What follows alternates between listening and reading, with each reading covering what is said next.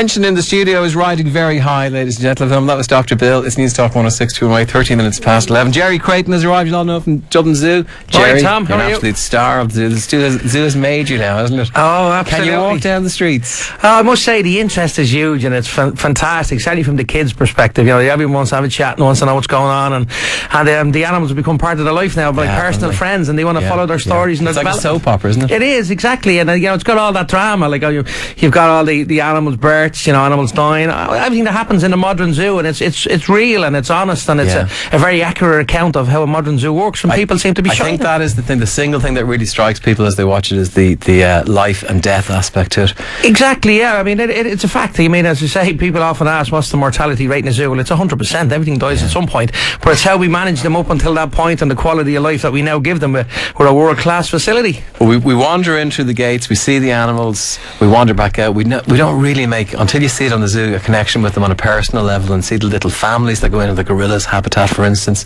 and the little lives that are nearly coming into the world and sometimes don't quite make it. Yes, exactly. I mean, that's what people have spoken to me about, the honesty of the programme, and how, you know, Moondance Productions have captured that. And they've got a great relationship with the keepers, and everybody's more comfortable around it. But to see, like, the politics in the gorilla family, and Mayani, the new, which tonight is a fabulous episode, actually. Mayani, which was a hand-raised gorilla, being reintroduced to the family, that was introduced to our family, given birth for the first time, and, you know, our inexperience and how she manages the whole situation, and you know, people can relate to it, like the delicacy and the intimate relationship she has with her offspring. It's beautifully filmed, and it's amazing to see and amazing for people to watch. And to pick up the different personalities, and the dad and him being in charge of them, and them deferring to him and looking toward him to see what he's going to do, and exactly, he approves of things. It's fascinating. It's fascinating, because that's the whole holistic approach that we have now to managing animals in a zoo environment. And what we have is the perfect family group, and same with our elephant family. With our gorillas, we have the social orders that are intact, the matriarch in the elephants, the silverback in the male, and then habitats that are where inspiration has come from the wild. It's not from, you know, another zoo.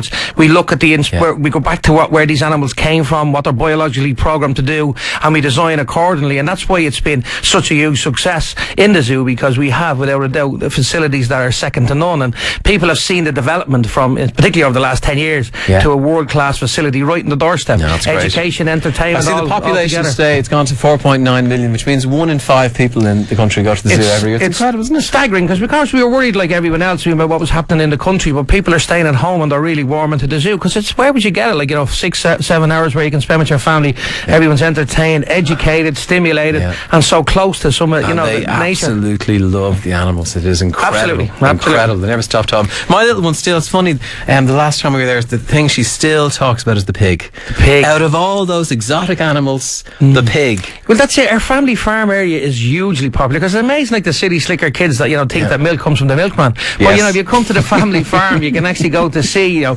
it's another aspect to the zoo. It's not all about the exotic species. You've got the farm animals, and, you know, the production of what happens to farm animals, and it's all illustrated beautifully to educate people. Now, Jerry, sadly, you are not alone in the studio. You brought some of your little friends with you.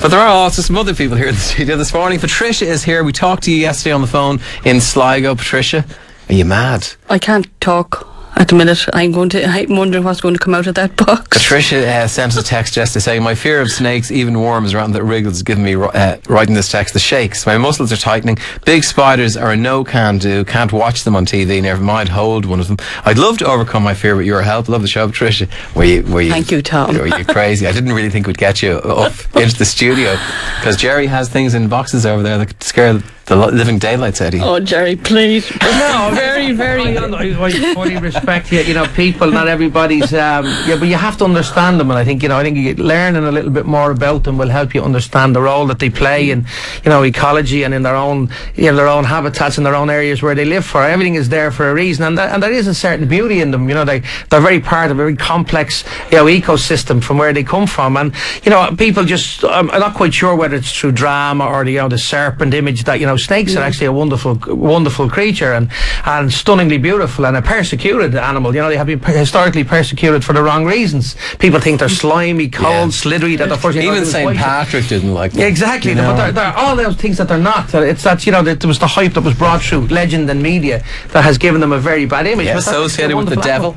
Exactly, it doesn't devil- help devil being comes to you, associated with the devil. That's I guess, bad no? PR straight off, you know. Yeah. To try now, your daughter, I know you have a 12-year-old daughter. She really wants you to win a pass, a year-long pass to the zoo. She's been in touch to say that if you don't I'm do sure this, she you'll have does. to come home today. I'm sure she does. To help you, we have a phobia expert with us, Sabrina. Good morning. How are you today? Good morning. Hi. Are you able to explain why we do have phobias? I mean, I, for instance, I could hold. Do you have a snake? I could hold a snake. I think there might be an iguana. I can hold him as well. Couldn't hold a spider to save my life. Okay. What does a spider represent? Death, evil, crawling on you, biting you, running up the leg of your trousers, hairy looking, ugly. They know bad words. Okay, so that's what it represents. So you're afraid of? Yeah, all of those You're things. afraid of dying. Is it?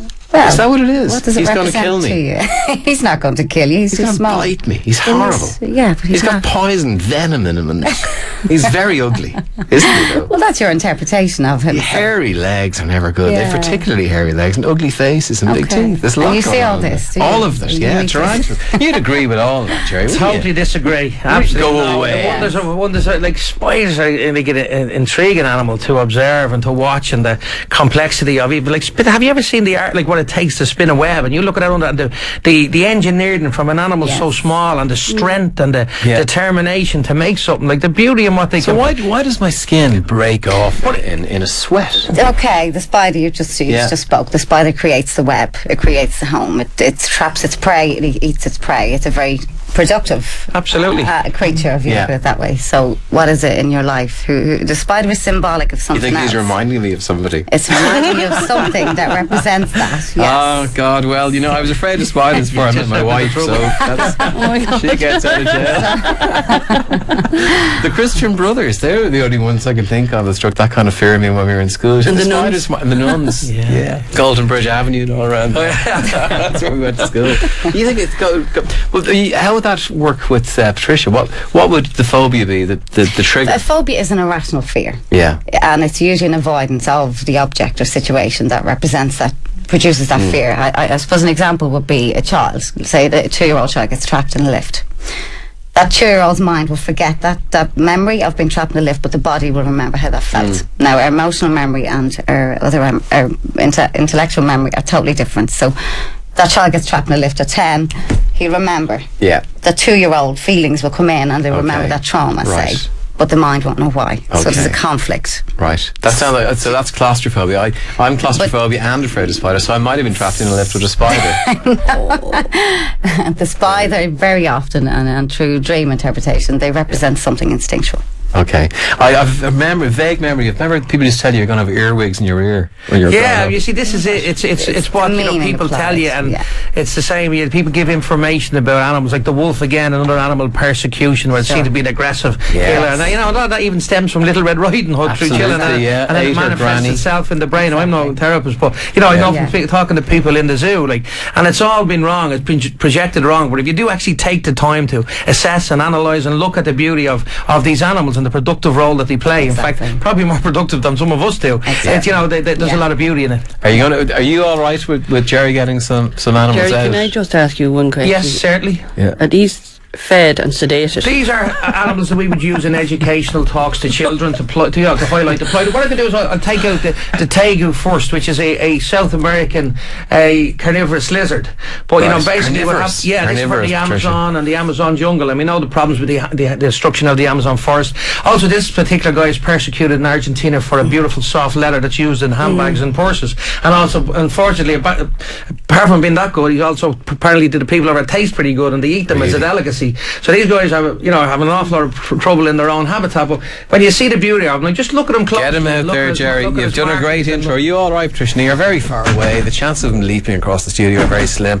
You can see this now on newstalk.ie if you go to the website. Oh my God. Oh my God! As you can see, his nails perfectly designed for climbing. But look at the pattern. Look at it.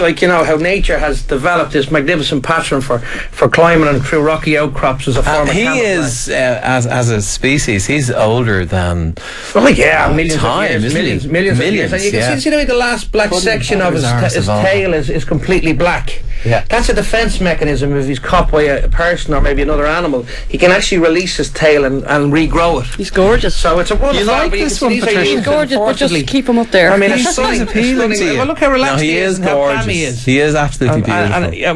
An absolutely wonder of nature. Right. He is a wonder of nature, and he really is around millions of years. He was here when the dinosaurs Absolutely, were here, they've they're perfectly adapted, predators and very efficient killers. Show us one more, but you didn't bring a tarantula, should you? No, we didn't. There's no tarantula, Patricia. You're relieved. Okay, we put this guy back. I'm not convinced. You think we're lying to you, do you?